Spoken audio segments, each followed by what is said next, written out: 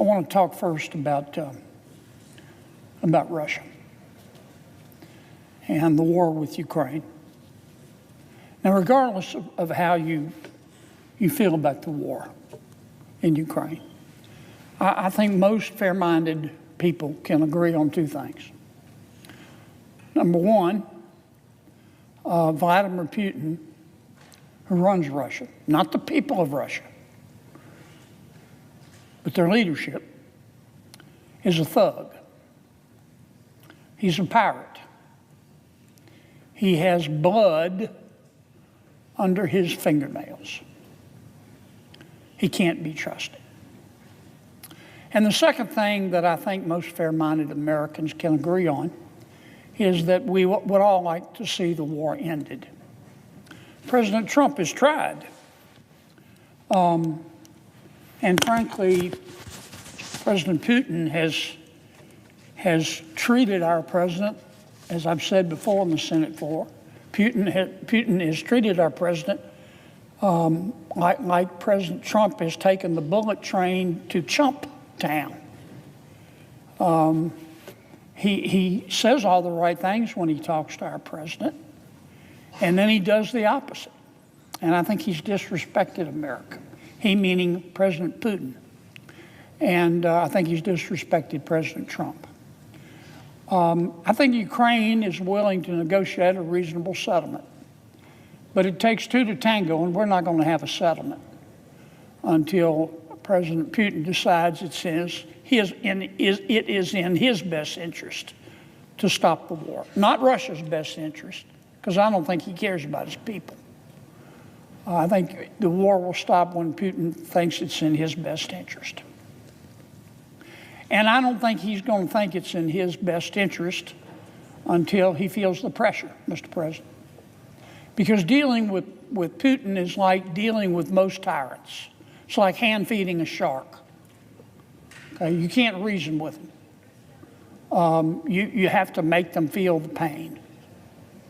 A lot of people think of Russia and think of Putin as this gigantic country with a lot of wealth and power, and that's not really the case, Mr. President. Yes, they have nuclear weapons, but actually the Russian economy is pretty small. The Russian economy, for example, the European economy is about $50 trillion. That's their GDP. The Russian economy is only about $2 trillion.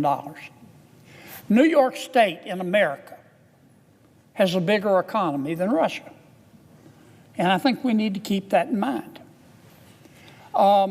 Russia's economy is also not terribly diversified. It's mostly oil. Putin relies on oil revenues for about a third of his budget. Now, why am I saying all this?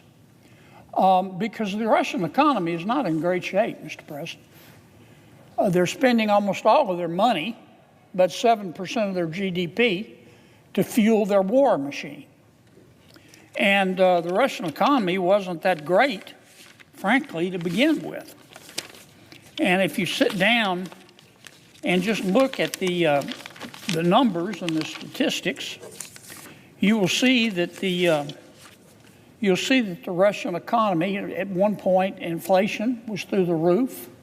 At one point, I think they had 21% inflation. I think if you look at the Russian economy, you'll see that many of the commentators in Russia think that, and this is coming from the Russian commentators, not from others. They think that Russia might be on the verge of going into a recession. And if you look at the numbers coming out of Russia, you will see that manufacturing in Russia is declining. You will see a lot of the consumers, ordinary people in Russia, tightening their belts.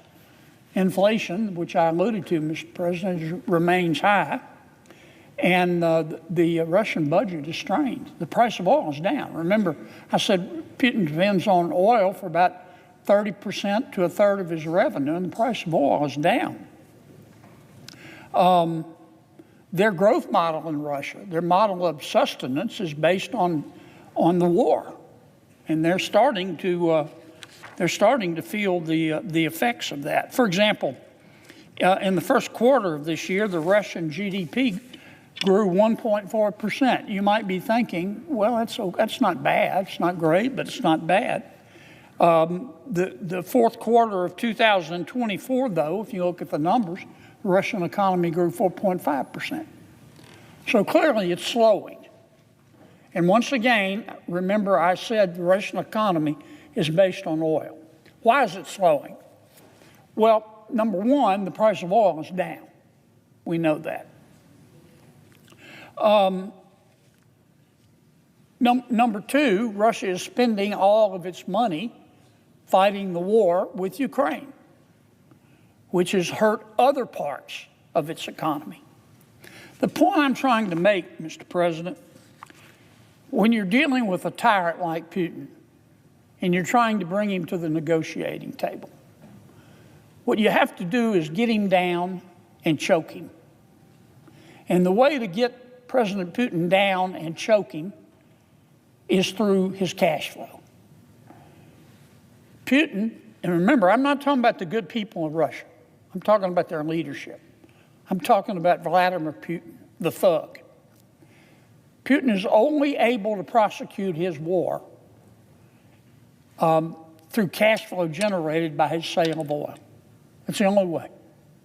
Without that cash flow from oil, he can't continue. We need to cut off his money.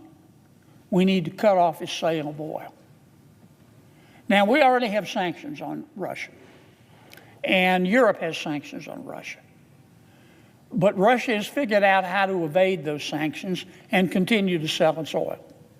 For example, India is buying a lot of Russia's oil. China is buying a lot of Russia's oil. But we can stop that. We have a bill, 87 of us have signed on, that would apply what's called secondary sanctions on Russia. And not only our bill would not only sanction Russia and its sale of oil, but it would sanction everybody who buys Russian oil. Big difference. Big difference. It would say to those who want to buy Russian oil, if you want to buy Russian oil, have at it. Knock yourself out. But you're not going to be able to do business with America. And you're not going to be able to use the American dollar, which is the world's currency, to do business in America.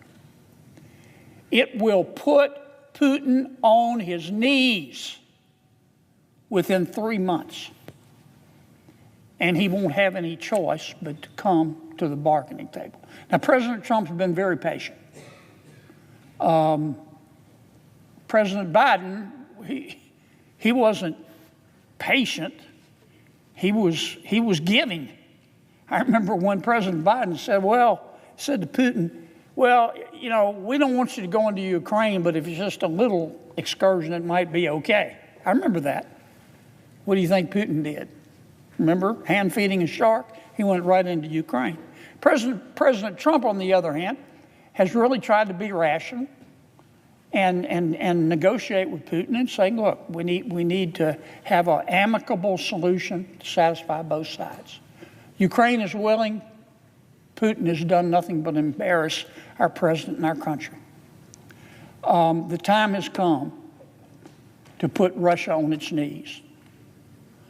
And I hate to see it for the Russian people, but the time has come to put Putin on his knees. Get him down and choke him. And the only way you're going to do that is cut off his cash flow. And the only way you're going to cut off his cash flow is to cut off his oil sales, because that's at least a third and probably 40% of his money. We have no choice.